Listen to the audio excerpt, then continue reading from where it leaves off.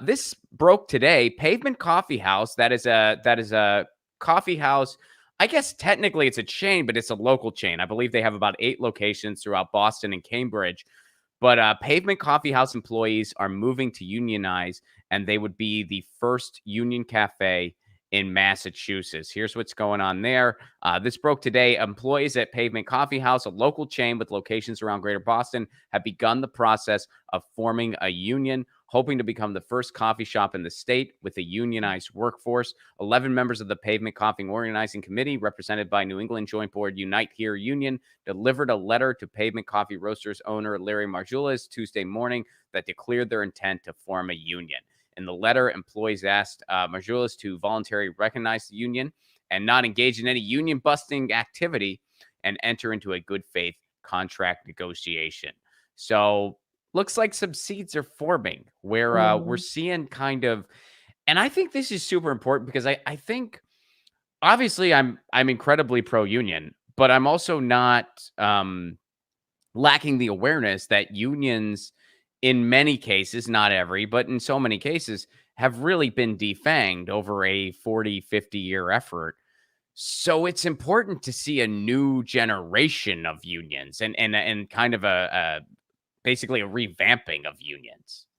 Yeah, brush off the cobwebs. I mean, I think like when people say unions in American context, they think of like the bigs like AFL-CIO and stuff who, backed Hillary and, that kind of the corporate unions, which in that sense, they're really no better than, the corporations that are manipulating and taking advantage of workers. So especially these small scale unions are so important because they really speak to the power of the localized workplace organizing and how important it is to have these local spaces that then can ripple outwards and not be easily co-opted because they're not this larger union saying let's tell all of these workers what they need to feel safe or to be paid well. It's really the workers themselves, which is really the whole point of a union, right? It's the workers themselves organizing, entering into things like collective bargaining. That's the whole concept.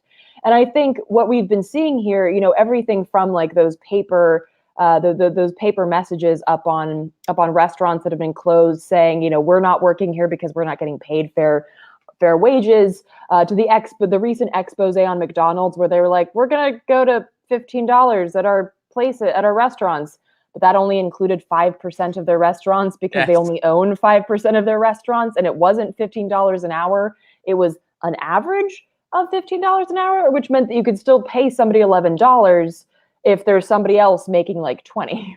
So right. Just absolute nonsense. And I think what people are really seeing here is, and I think, the pandemic obviously precipitated this, is the facade is coming apart. The paint is super chipping, and the gleam of that capitalist system is really faded. And people are realizing that the best weapon that they have is withholding or organizing around the labor, because what we've seen from this pandemic is that the one thing that they can't live without is our complicity, and our complicity to continue working in awful conditions for awful wages.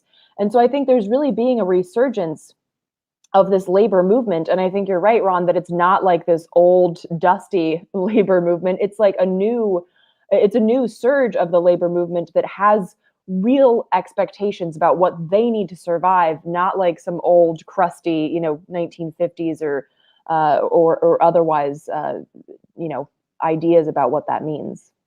Totally. And I like how you mentioned the McDonald's expose because I covered that on this show, and we looked at how the corporate media just totally went to bat for them and totally did their PR for them, because they would have these headlines that they hope you don't read past that goes, oh yeah, they're going to do it. And then you're like, well, yeah, but it only applies to about 5% of the restaurants, because the rest of them are franchised out and they're not obligated to do this. And also, you go down to like, that's in the last paragraph too, by the way. Like they mentioned that in like the last paragraph, not just not in the headline, but in like the last paragraph. The headline should have been like 5% of McDonald's are doing something sort of in a PR effort. That should have been the headline everywhere. Right. Get your news on with Ron. Don't you want to know what's going on? We're getting our news on today. Get your news on with Ron. Don't you wanna know what's going on? We're getting our news on today. You can tweet me an article at Ron Placone. We'll go through it together and make it our own. Get your news on with Ron. Don't you wanna know